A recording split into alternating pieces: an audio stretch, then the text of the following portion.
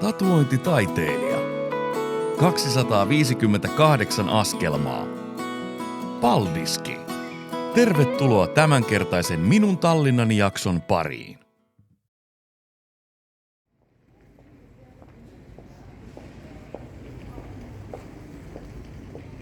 Lomalla täytyy tehdä asioita joskus extempore ja nyt me lähdetään Paldiskiin.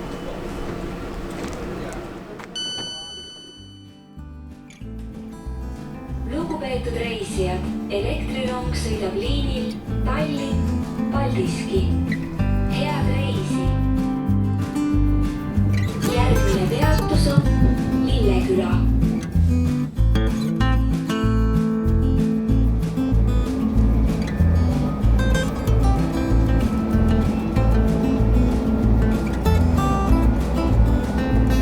Järgmine peatus on Põlvküla.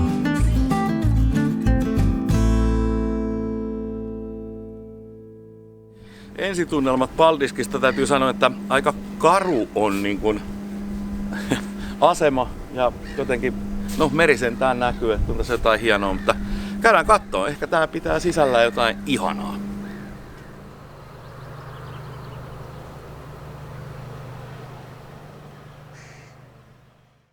Volttikuski toi meidät Tavern Petri Toll. Mennään kattoo. En tiedä.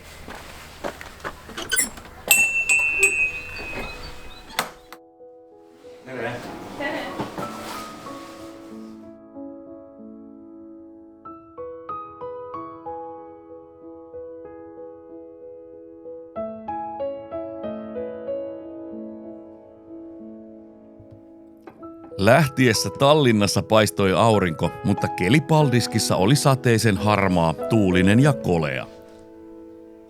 Suunniteltu patikointiretki sekä tutustuminen alueen kulttuuriin ja historiaan rajoittuikin tällä kertaa ravintolan valokuvakansion kuviin ja kävelyyn takaisin juna-asemalle.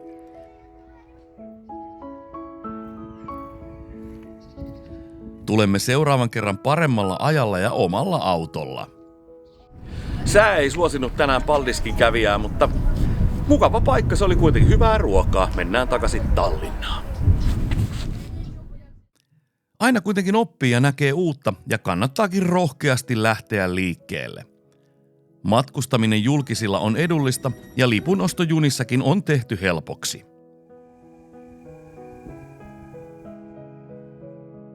Oli aika helppoa. Tuosta junasta automaatista ostin liput meille ja ei muuta kuin sitten siitä ei tullut varsinaisesti tositetta, mutta lipuntarkastaja tuli, näytin sille korttia ja hän katsoi, että joo, selvä, teillä on 2 lippua. Terve menoa Tallinnaan.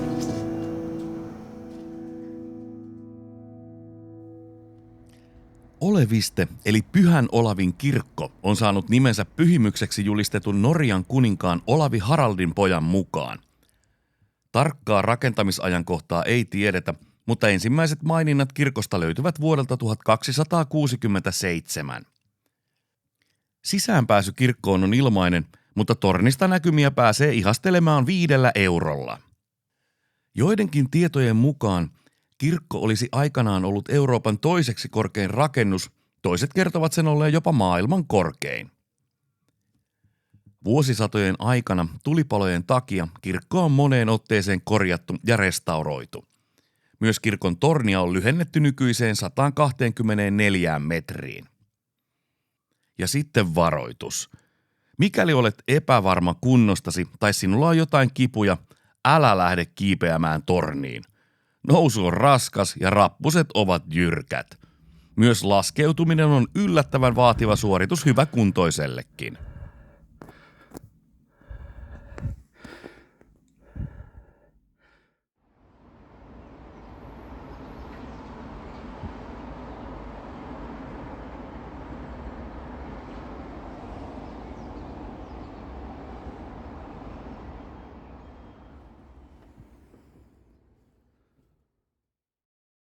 Alttarin teoksen Kristus ristillä on maalannut vuonna 1833 tallinnalainen taiteilija Wilhelm Georg Alexander von Kügelgen.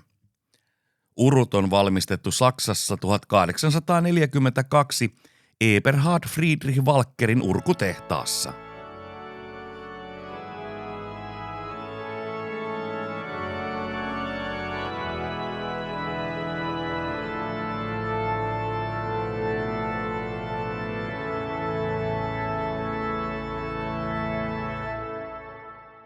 Yhtenä päivänä Espanjassa, toisena päivänä työt kutsuvat Japaniin.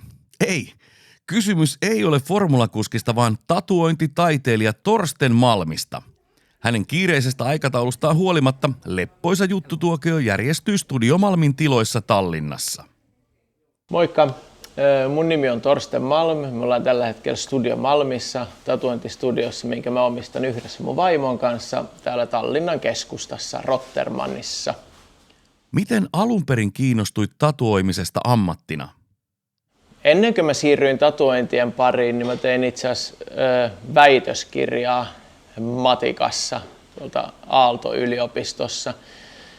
Ja mä myös harrastin urheilua hyvin aktiivisesti, puolammattimaisesti. Mutta mulla oli aika paljon loukkaantumisia, jotka sitten esti tämän urheilun. Mä en ollut hirveän tyytyväinen siihen työhön, mitä mä olin tekemässä. Ja mun vaimo sai mut sitten jotenkin sille raiteelle, että me alettiin piirtää. Ja siitä lähti sitten se innostus taidetta ja tatuointeja kohtaan. No, yksi asia johti toiseen ja se intohimo kasvoi niin suureksi, että se sitten johti niin kuin ihan tähän ammattiin ja siihen pisteeseen, missä ollaan nyt mun vaimon kanssa. Enkä mä kyllä kadu hetkeäkään. Miten kehititte itseänne? Me lähdettiin itse asiassa sit kehittämään meidän taideuraa aika täysiä niin sanotusti. Eli siis me yleensä herättiin jo 5 aamulla ennen töitä, koska mun vaimokin oli töissä. Ja yritettiin oppia uusia tekniikoita, piirtää paremmin. Ja piirrettiin siihen asti, kunnes piti sitten aamulla lähteä töihin. Ja töistä heti kun tultiin takaisin, saman tien alettiin piirtään, opiskelemaan, kehittymään. Varmaan 2-3 asti yöllä. Et ne yöunet jäi silloin aika lyhyeksi, 2-3 tuntiin ehkä per yö. Ja näin me jatkettiin tosi pitkän ajan. Et sillä intohimon voimalla se koko homma toimi. Se on vähän sama kuin ihminen, jos on joskus rakastunut, niin huomaa, että energia on paljon enemmän tehdä kaikkia asioita. Ja vähän samalla tavalla niin me rakastuttiin sitten taiteeseen ja halus kehittyä. Ja sitten se väsymys oli niin kuin vähän toissijainen asia. Siinä oli aika kova drive päällä ja tapahtuikin paljon kehitystä. Ja nyt ollaankin tässä pisteessä. Mitä asioita te kysytte, kun asiakas ottaa yhteyttä Studio Malmiin? Kun meiltä kysytään tatuoinneista, ne kysymykset menee melkein poikkeuksetta suoraan meidän assistentille Eerikalle, koska me halutaan artisteina keskittyä siihen olennaiseen, eli siihen kuvan tekemiseen, kuvan suunnitteluun, jne.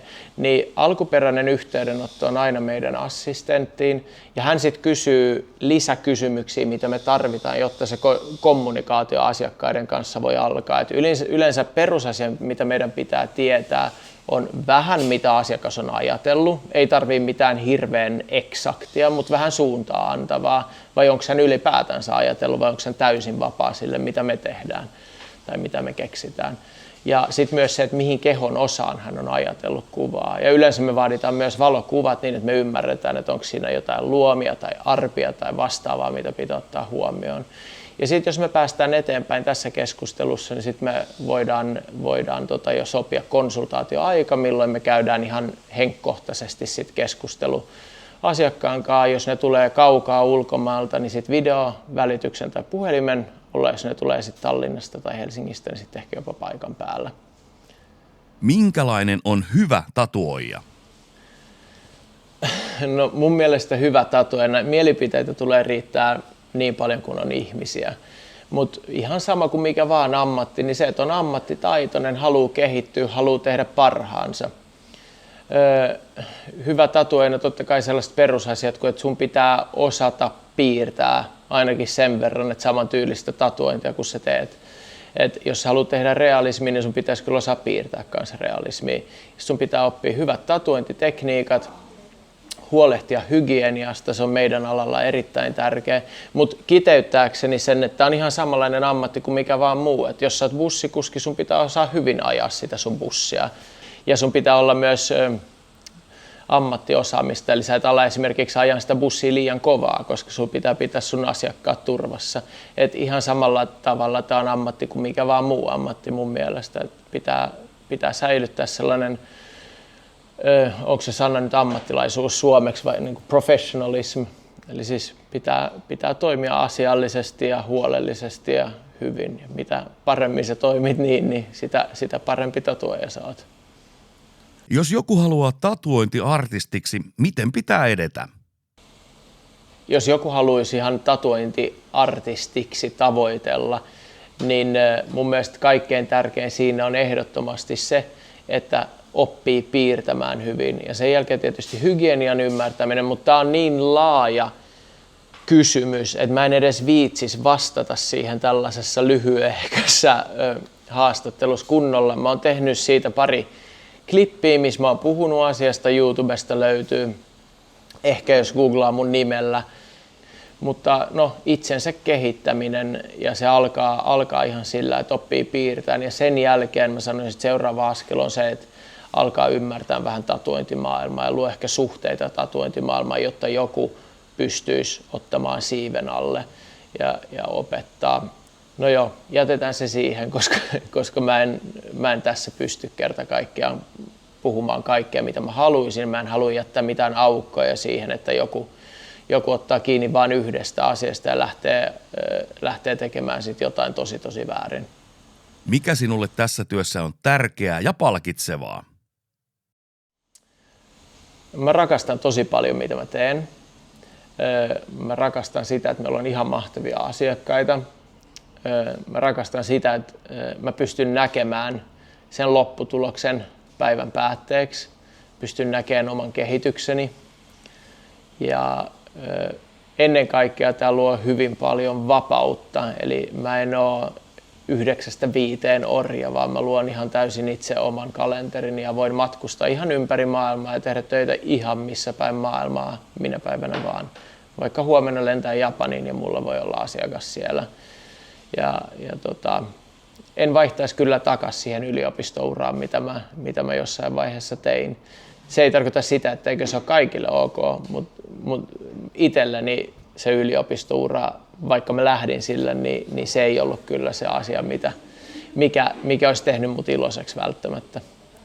Mä oon hyvin tyytyväinen siihen, että mä oon päätynyt tähän pisteeseen elämässä nyt. Minkä takia kannattaa tulla juuri Studio Malmiin? Sanoisin, että Studio Malm on siitä ehkä erikoinen ympäristö, että me ollaan kaikki hyvin avoimia täällä. Täällä on hyvä ilmapiiri ja kaikki saa olla just niin kuin ne itse haluaa.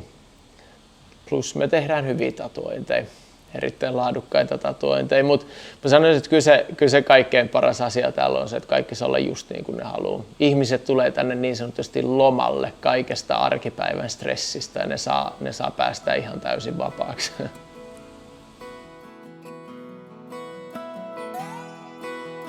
Tässä oli tämänkertainen Minun Tallinnani jakso. Toivottavasti viihdyit seurassamme. Minun Tallinnani Facebookissa, Instagramissa ja TikTokissa @minuntallinnani. Kokonaiset jaksot Crystal International YouTube-kanavalla. Lopuksi viesti yhteistyökumppaneiltamme.